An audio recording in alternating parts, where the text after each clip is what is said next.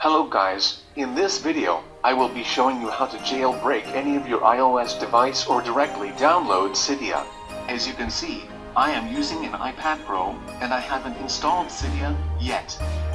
Now let me show you my system software version.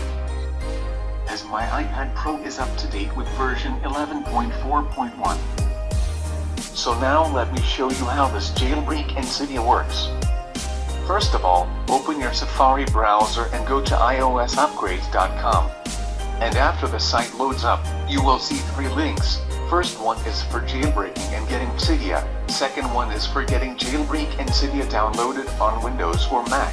And lastly, for directly downloading Cydia only. So let me download Cydia. After you click on this link, the Cydia download will automatically start.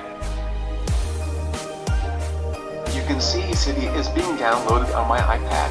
It might take a while to fully download this, so let me skip the video and show you after it's done.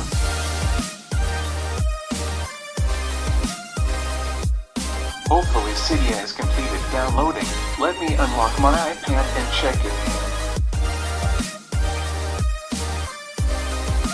Awesome! You can see the Cydia is installed on my iPad.